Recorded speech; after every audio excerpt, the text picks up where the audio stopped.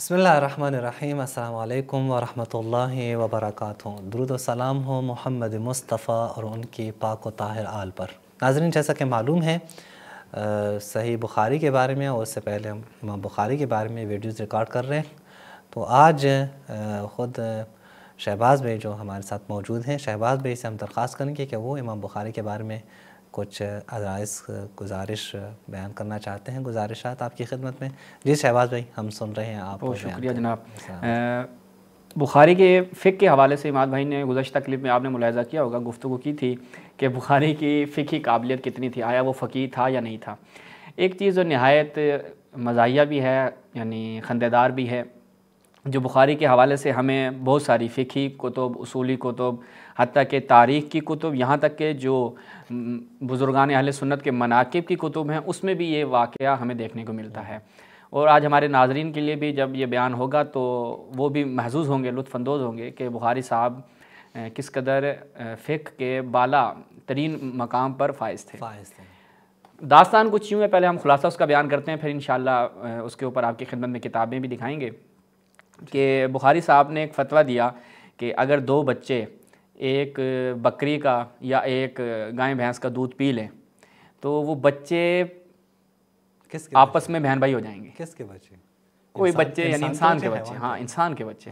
اگر مثال کے طور پر دو چھوٹے بچے کسی بھائی کے جو ہیں، یعنی ایک بچہ کسی کا دوسرا بچہ کسی کا، آپ ابھی ہنس رہے ہیں، آگے چل کے بڑا ماحول بننے والا ہے، تو وہ جائیں ایک بھینس کا دودھ پی لیں، بھینس کھڑی ہو جا کے ایک نے بھی پی لیا دوسرے نے پی لیا، وہ دونوں آپس میں بہن بھائی بن جائیں گے، محرمیت ایجاد ہو جائے گی اور وہ دونوں بہن بھائی بن جائیں گے۔ اور یہ اجماع مسلمان، یعنی جو اجماعی فتاوی ہیں اسلام میں، ان کے برخلاف بخاری صاحب نے فتویٰ دیا، اور ناظرین یہ فتویٰ سبب بنا کہ لوگوں نے بخاری صاحب کو بخارا سے نکال دیا۔ اچھا، ہاں، بخاری صاحب کو بخارا سے نکال دیا۔ اچھا جی، یہ فتویٰ کہاں پہ نقل ہوئے؟ سب سے پہلے ہم چلتے ہیں ہمارے شمس الائمہ جناب سرکسی صاحب کی کتاب المبسوط، یہ ملاحظہ فرمائیں، کتاب المبسوط۔ ان کی جب ہم کتاب میں جاتے ہیں تو یہاں پر الجزء الخامس، اس کی 5ویں جلد ہے، صفحہ نمبر 129 پہ نقل کرتے ہیں۔ وہ کہتے ہیں کہ اگر دو بچے، یعنی صبیان، یعنی دو بچے وہ دودھ پی لیں، ان کو رضاعت حاصل ہو جائے، من بہیمۃ، کسی چوپائے، ٹھیک ہے، لم یکن ذالک رضاء، تو اس سے کوئی رضائیت حاصل نہیں ہوتی، یعنی یہ رضائیت ایسی رضائی نہیں ہے کہ وہ آپس میں رضائی بہن بھائی بن گئے۔ پھر آگے چل کے کیا بیان کرتے ہیں؟ وہ کہتے ہیں کہ اسماعیل صاحب، محمد بن اسماعیل صاحب الاخبار یقول، وہ کیا کہتے ہیں کہ اس سے حرمت الرضا ثابت ہو جائے گی۔ وہی بخاری صاحب کہتے ہیں کہ اس سے حرمت ثابت ہو جائے گی۔ پھر کہتے ہیں کہ داخل بخاری فی ضمن الشیخ الامام ابی حفص رحمہ اللہ تعالی، کہ بخاری صاحب جو ہیں کس کے؟ امام ابی حفص کے زمانے میں بخارا میں آتے ہیں اور وہاں پر فتویٰ دیتے ہیں، ٹھیک ہے، اور وہ فتویٰ دیتے ہیں، اور فتویٰ کیا ہوتا ہے کہ اگر دو بچے اذا ارضع صبیان بلبن شاۃ پی لیں، تو انہوں نے فتویٰ کیا دیا؟ فافتى بثبوت الحرمہ، تو ان دو بچوں کے درمیان کیا ہے؟ حرمت، محرمیت آ جائے گی۔ اب وہ اگر لڑکا لڑکی تھے تو وہ دونوں شادی نہیں کر سکتے، ان کا گناہ کیا تھا کہ ایک بھینس کا انہوں نے دودھ پی لیا، ٹھیک ہے۔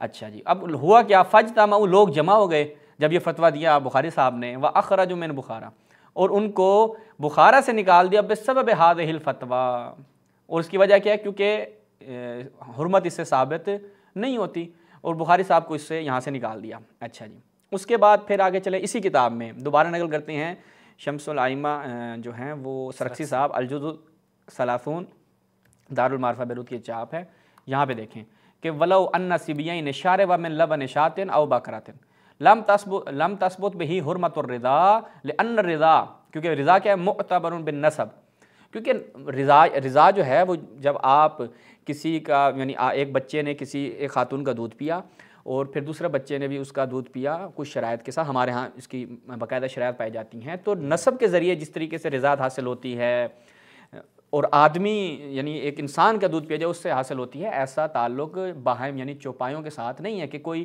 جائے کسی گائے بھینس کا، جیسا کہ بیان کر رہے ہیں کہ دو بچے کسی شاۃ کا، بکری کا یا کسی گائے کا دودھ پی لیں تو ان میں محرمیت ایجاد ہو جاتی ہے، ایسا بالکل بھی نہیں ہے۔ آگے پھر کہتے ہیں کہ وقان محمد بن اسماعیل البخاری، جو محمد بن اسماعیل بخاری ہیں صاحب تاریخ، یقول تثبت الحرمہ، وہ کہتے ہیں کہ حرمت ثابت ہو جاتی ہے کہ آپ کے اگر دو بچوں نے، آپ کے دو بچوں سے مراد کیا ہے کہ جو پہلے محرم نہیں تھے، کہ اگر انسان کے دو بچے، آپ بھی نہیں کہتے ہیں، اگر انسانوں کے دو بچے جائیں اور جا کے ایک بھینس کا دودھ چو لیں، یعنی مطلب پی لیں، چوئی نہیں بلکہ پی لیں، تو یہ مسئلہ کیا ہے، اس سے حرمت ثابت ہو جاتی ہے۔ وَهَذِهِ الْمَسْأَلَةُ كَانَتْ، اور یہ مسئلہ سبب اخراجہ من بخارا، اور یہ مسئلہ سبب بنتا ہے کہ بخاری صاحب کو لوگ بخارا سے نکال دیتے ہیں۔ اچھا، بڑی زبردست بات ہے، یہ کب ہوتا ہے؟ وہ کہتے ہیں ابی حفص الکبیر رحمہ اللہ کے زمانے میں یہ معاملہ ہوتا ہے، جب وہ بخارا میں آتے ہیں اور فتویٰ دیتے ہیں۔ فَنَهَاهُ ابو حفص رحمۃ اللہ علیہ، ابو حفص جو ہیں وہ ان کو منع کرتے ہیں بخاری صاحب کو کہ ڈونٹ ڈو دس، آپ ایسا نہ کریں بخاری صاحب، یہ کیا کر رہے ہیں؟ وَقَالَ لَسْتَ بِأَهْلٍ اللَّهِ، آپ اس اہل نہیں ہیں کہ آپ فتویٰ دیں۔ فَلَمْ يَنْتَهِ، اور وہ اپنے اس عمل کو جاری رکھتے ہیں۔ حَتَّى سُئِلَ عَنْ هَذِهِ الْمَسْأَلَةِ، حتیٰ کہ ان سے سوال کیا جاتا ہے، ابو حفص نے منع کیا، دیکھیں فتوے آپ نے نہیں دینے، ٹھیک ہے، تو وہ کیا دیتے ہیں جب اسی مسئلے کے بارے میں کہ دو بچے گئے، ایک بھینس کا، گائے کا، بکری کا دودھ پی لیا، تو وہ کہتے ہیں فَأَفْتَى بِالْحُرْمَةِ، تو انہوں نے کہا بھائی بس یہ دونوں حرام ہو گئے ایک دوسرے پہ۔ فَاجْتَمَعَ النَّاسُ وَأَخْرَجُوهُ، لوگ جمع ہو کر بخاری صاحب کو نکال دیا، تو وہ کہتے ہیں یہ سبب بنا کہ بخاری صاحب نے نکال دیا، یعنی بخاری صاحب کو بخارا سے نکال دیا گیا، بہت غلط ہوا ان کے ساتھ۔ اس کے بعد چلیں اگلی کتاب دیکھیں، النہر الفائق، جناب سراج الدین حنفی صاحب کی، جب ہم اس میں جاتے ہیں شرح کنز الدقائق، یہاں پہ دیکھیں اسی کو بیان کرتے ہوئے کہ اگر کسی بکری کا کوئی دو لوگ بچے دودھ پی لیتے ہیں تو آیا ان میں حرمت ثابت ہوتی ہے یا نہیں ہوتی؟ اس کے صفحہ نمبر 305 کتاب الرضا میں جب ہم جائیں، وہ کہتے ہیں حکایت ہمیں کیا ملتی ہے کہ امام بخاری صاحب الصحیح داخلہ بخارا، وہ بخارا میں آتے ہیں اور وہ فتویٰ دیتے ہیں فی زمن تلمیذ محمد بن حسن ابی حفص الکبیر کے زمانے میں، فقال لہ لا تفعل، آپ ایسا نہ کریں، فتوے نہ دیں، فابا، لیکن وہ بخاری صاحب کہتے ہیں میں تو فتویٰ دے کے رہوں گا۔ اچھا، تو انہوں نے کیا فتویٰ دیا؟ بثبوت الحرمہ بین الصبیین، دو بچوں کے درمیان حرمت کا فتویٰ دیا کہ ثابت ہو جائے گی حرمت، ارتدعا، اگر وہ دونوں بچے دودھ پی لیں شاید کسی بکری کا۔ اور انہوں نے پھر آگے کہا کہ انہوں نے جو تمسک کیا بخاری صاحب نے ایک روایت سے کہ اگر دو بچے ایک یعنی آپ وہ کہہ لیں چھاتی سے یا اس طریقے سے جہاں سے دودھ آتا ہے وہاں سے اگر وہ بچے دودھ پی لیں تو اس سے کیا ہو جاتی ہے، ایک دوسرے پہ وہ حرام ہو جاتے ہیں، اس روایت سے، جبکہ یہ روایت انسان کے بارے میں تھی، تو بخاری صاحب نے اس کو حیوانوں پہ بھی فٹ کر دیا اور یہی سبب بنا کہ بخاری صاحب کو وہاں سے نکال دیا گیا۔ اچھا جی، اب اماد بھائی بڑی دلچسپ اس میں گفتگو ہے، لیکن سب سے پہلے ہم ایک چیز آپ کی خدمت میں عرض کریں کہ اجماع اس مسئلے میں کیا ہے، جو بخاری صاحب اس اجماع سے نکلے اور لوگ اس پہ غصہ ہوئے۔ دیکھیں کتاب ہے الاجماع، ابن منذر صاحب کی، 318 ان کا متوفہ ہے۔ یہ اس میں انہوں نے وہ مسئلے بیان کیے کہ جو اجماعی ہیں، اتفاقی ہیں، ٹھیک ہے۔ بعض لوگ ہمارے اس کو کیا کہتے ہیں، وہ یعنی اجماع بھی پڑھ رہے ہوتے ہیں، وہ جماع سے پڑھیں اجماع پڑھتے ہیں، یہ نہیں سمجھ آتی کیا پڑھتے ہیں، یعنی بڑے اجماعی چیزوں کو وہ جماعی چیزیں پڑھتے ہیں۔ اس مسئلہ نمبر 419 وہ کہتے ہیں کہ وہ اجمعوا، اور اجماع علماء اسلام کا کیا ہے کہ علی ان الصبیین لو شاربا لبن بہیمہ انہ لا یکون رضاء، یہ رضا شمار نہیں ہوتی، نہیں رضا شمار نہیں ہوتی بھائی، یہ مطلب کوئی عقلی و منطقی بات بھی کریں، کوئی ایسی چیز کے جس کے اوپر کوئی احادیث بھی ہوں، اور آپ تمسک ان احادیث سے کر رہے ہیں بخاری صاحب کے جو انسانوں کے متعلق رسول اللہ نے بیان فرمائی تھی، اور بخاری صاحب کی چونکہ فقہی صلاحیت نہیں تھی امام بخاری کی، تو اس لیے یہ مسئلہ درپیش ہوا۔ اچھا، پھر کچھ لوگوں نے آ کر، ایسا نہیں ہے کہ ہم کہیں کہ بخاری صاحب کے حوالے سے لوگوں نے جو اعتراضات کیے کہ بخاری صاحب فقہی طور پہ ایک نابالغ شخصیت تھے، فقہی اعتبار سے امام بخاری ایک نابالغ شخصیت تھے۔ ملاحظہ فرمائیں کشف الاسرار، اس میں جب ہم جاتے ہیں جناب حافظ الدین نصفی صاحب کی، حافظ الدین نصفی جو ہیں وہ ایک فقیہ اور ایک مفسر اور ایک اصولی شخصیت ہیں۔ ان کی جب ہم اس جزء اول میں جاتے ہیں دارالکتب العلمیہ، تو یہاں پہ اماد بھائی دیکھیں گا، وہ کہتے ہیں ایک محدث جو ہوتا ہے وہ فقیہ نہ ہو، فإن المحدث غیر الفقیہ، وہ کیا کرتا ہے، بہت زیادہ غلطیاں کرتا ہے، ٹھیک ہے۔ اور پھر آگے بیان کرتے ہیں جیسا کہ محمد بن اسماعیل صاحب الصحیح، انہوں نے کیا کیا، فتویٰ دیا فی سبیین، دو بچوں کے بارے میں، شارب من لبن شاۃ، جنہوں نے کیا کیا تھا، ایک بکری کا، ان بچوں کو سختی آئی، انہوں نے دودھ پی لیا، تو بخاری صاحب نے کہا فافتہ بثبوت الحرمہ، اب تم دونوں بچے لڑکا لڑکی آپس میں بہن بھائی ہو، کیونکہ تم نے ایک مجھ کا دودھ پی لیا ہے، ایک گائے کا دودھ پی لیا ہے۔ تو یہ بات جو ہے وہ تھوڑی سی عجیب و غریب تھی، اور جیسا کہ انہوں نے کیا بیان کیا، یعنی اعتراض کر رہے ہیں خود کس پہ؟ بخاری صاحب کے۔ بخاری صاحب ٹھیک ہے محدث ہیں لیکن فقیہ نہیں ہیں۔ اسی وجہ سے وہ جو فقہا ہیں اہل سنت کے، یہ مقولہ ان کے ہاں مشہور ہیں اہل سنت کی کتابوں میں، وہ کہتے تھے کہ نحن الاطباء، ہم کیا ہیں؟ ہم طبیب ہیں، ہم نسخہ شناس ہیں، یعنی ہم بیان کرتے ہیں کہ مرض کہاں ہے۔ یہ جو کہ محدثون جو ہیں ہم سیادلہ، وہ سیادلہ ہیں، وہ مثلا میڈیکل پہ بیٹھتے ہیں، بس ان کا کام ہے کہ ہم کچھ لکھ لیں آپ جا کے وہاں سے لے لیں۔ تو اگر وہ سیادلہ جو میڈیکل والے ہیں وہ طبیب بن جائیں، پھر وہ یہی حالت ہوگی جو امام بخاری کے فتوے میں ہمیں نظر آتی ہے۔ اسی وجہ سے امام بھائی جتنے بھی کتابیں لکھی گئیں طبقات الفقہا، جس میں فقہا کا ذکر ہوتا تھا، امام بخاری کا وہاں پہ ذکر خیر نہیں ہوتا تھا، اور امام بخاری کو فقہی اعتبار سے لوگ جو ہیں ان کی اعتنا نہیں کرتے تھے، پرواہ نہیں کرتے تھے، اور ان کا فقہا میں شمار نہیں ہوتا تھا، اور کہتے تھے کہ ان کی جو فقہی نظریات ہیں ان کی طرف اصلاً کسی قسم کی توجہ دینے کی ضرورت نہیں ہے، چونکہ وہ اس قابل نہیں تھے کہ وہ فتویٰ دیں۔ ملاحظہ فرمائیں المتواری علی ابواب البخاری، المعروف ابن منیر، ٹھیک ہے، یہ اسکندرانی صاحب جو ہیں یہ اپنی اس کتاب میں کیا بیان کرتے ہیں؟ یہ کہتے ہیں کہ ہاں جی، امام ابی ولید الباجی سے یہ بات بیان کرتے ہیں کہ وہ کیا کہتے تھے کہ بخاری کی بات کو تسلیم کیا جا سکتا ہے فی علم الحدیث، حدیث میں ان کی بات کو قبول کر سکتے ہیں، ولا یسلم لہ فی علم الفقہ، البتہ فقہ میں ان کی بات تسلیم نہیں کی جائے گی۔ ہاں، کیوں؟ وہ فقہ میں زیرو تھے، یہی وجہ تھی کہ بہت سے علماء نے ان کے اوپر اعتراضات کیے۔ اچھا، اس میں یہ بھی لوگ کہیں گے کہ بھائی ممکن ہے کہ یہ تو حنفیوں کا اور امام بخاری کے آپس میں ٹسل چلتی تھی، چونکہ آپ آگے چل کے بیان کریں گے بھی صحیح، امام بخاری کا ابو حنیفہ کا جو جھگڑا رہا وہ انشاءاللہ ہمارے ناظرین ملاحظہ کریں گے۔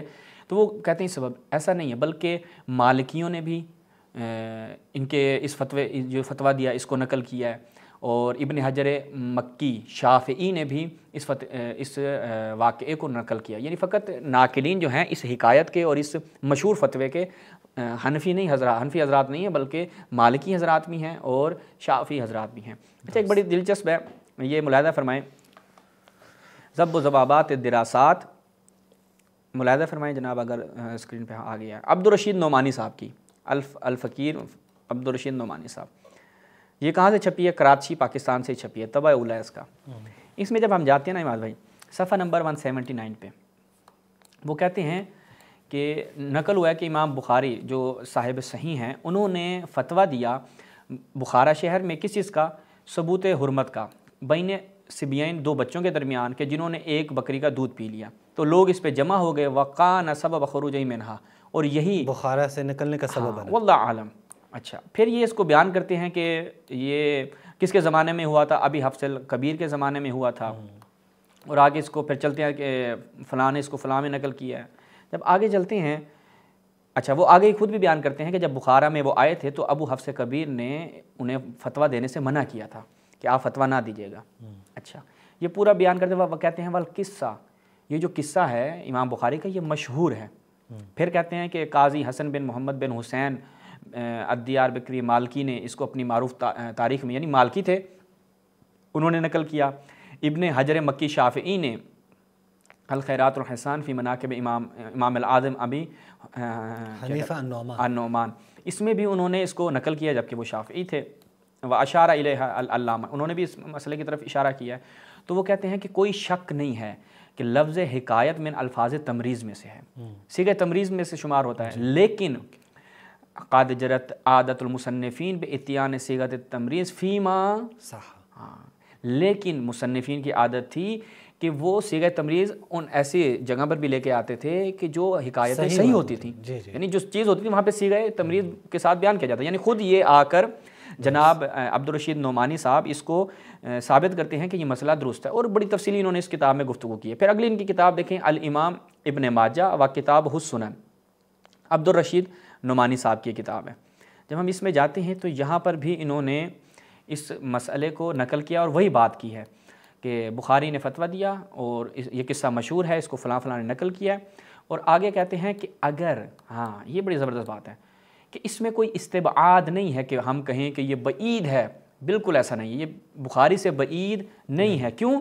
اگر آپ بخاری کی کتاب میں ولو تدبرتا کتابہ، اگر آپ تدبیر یعنی غور و فکر کریں بخاری کی کتاب میں، تو آپ کے لیے چیز لبان لکان اکثر استنباط ہی، کہ اکثر اس کے جو استنباط بخاری کے، تو یہ بیان کرتے ہیں کہ اگر آپ بخاری کی کتابوں میں یعنی اس کی بخاری کی کتاب میں تھوڑا سا تدبر کریں، غور و فکر کریں، تو آپ کو پتہ چلے گا کہ جو بخاری کے اکثر استنباطات تھے یعنی استخراجات، آسان الفاظ ہیں ہمارے مومنین کے لیے، ناظرین کے لیے بیان کریں، کہ جو اس کے استخراجات تھے، اس کی فہم تھی، وہ اصول فقہا کے مطابق نہیں تھی، فقہا کے اصول پہ نہیں تھے، وہ پوری نہیں اترتی تھی۔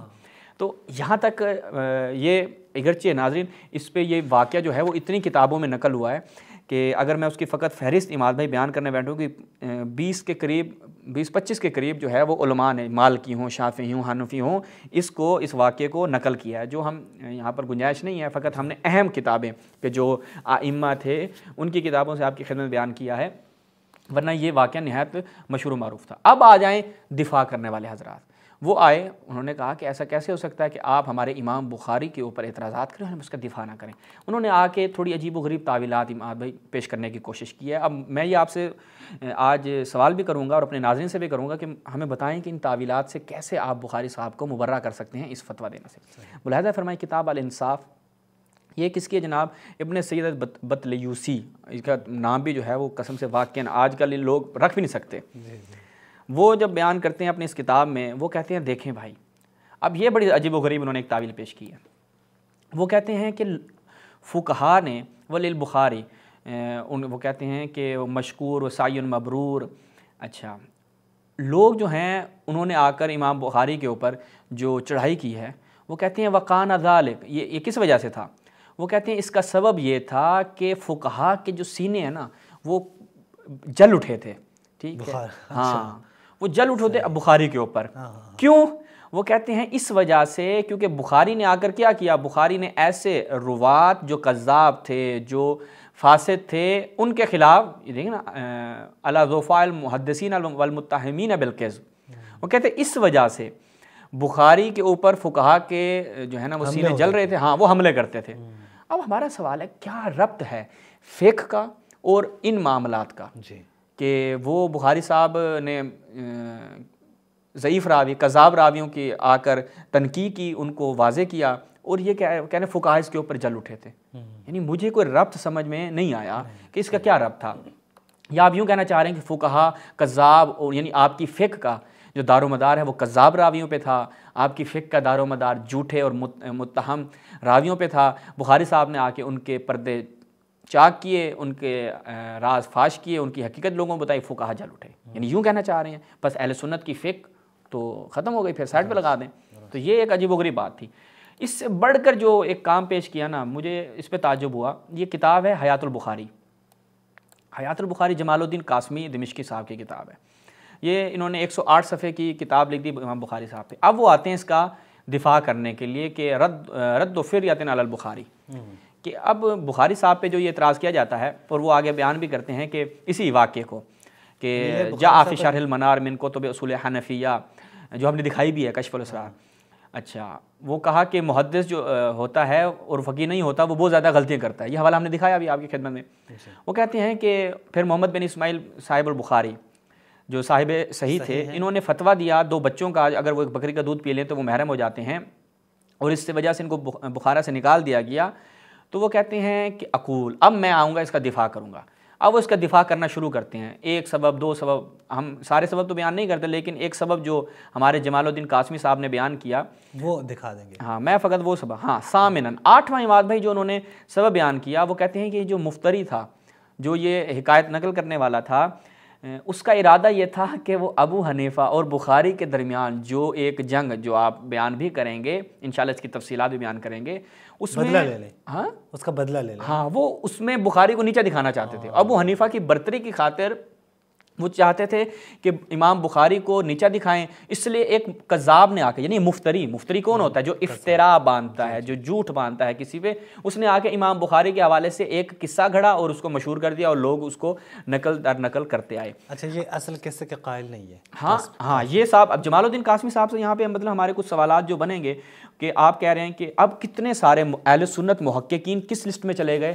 وضائین، کذاب، ان کی لسٹ میں چلے جائیں گے۔ جمال الدین قاسمی صاحب اس طرح متوجہ نہیں تھے کہ آپ کہہ رہے ہیں کہ یہ قصہ گھڑنے والے اور یہ قصہ نقل کرنے والے جن افراد نے اس قصے کو نقل کیا، یہ تمام علماء اہل سنت، ساری بات ہے وہ سارے اہل سنت کے علماء میں سے تھے، اگرچہ فقہ میں حنفی تھے، تو وہ بیچارے سارے کیا ہو جائیں گے؟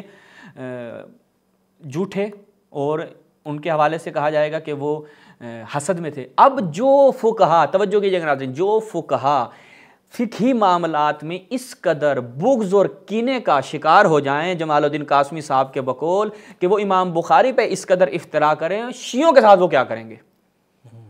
کہ شیعوں کے ساتھ تو ان کا فقط فقہی مسئلہ نہیں ہے، درست ہے، شیعوں کے ساتھ تو پوری ایک آپ کہہ دیں کہ اس قدر اختلاف ہے کہ ایک الگ مذہب جو شمار کیا جاتا ہے اہل سنت، کم سے کم جو امام بخاری ان کے اپنے مذہب کے تو تھے۔ اب بتائیں کہ ان فقہا سے آپ تک کیا امید رکھیں گے کہ یہ شیعوں کے حوالے سے کیا کریں گے؟ تو جمال الدین قاسمی صاحب کیونکہ بخاری کے دفاع میں انہوں نے گھوڑے دوڑانے تھے، تو دوڑاتے ہوئے انہوں نے سب کو رگڑ دیا۔ تو یہاں تک ہم اس مسئلے کو ختم کرتے ہیں کہ ناظرین، امام بخاری صاحب جو ہیں وہ فقہی اعتبار سے اس قدر نابالغ تھے، جیسا کہ خود ان کے اپنے ہی علماء نے بیان کیا ہے کہ وہ فتویٰ دینے کی صلاحیت نہیں رکھتے تھے۔ اب اگر مرزا صاحب کہتے ہیں ہمارے بابے تو کون ہیں؟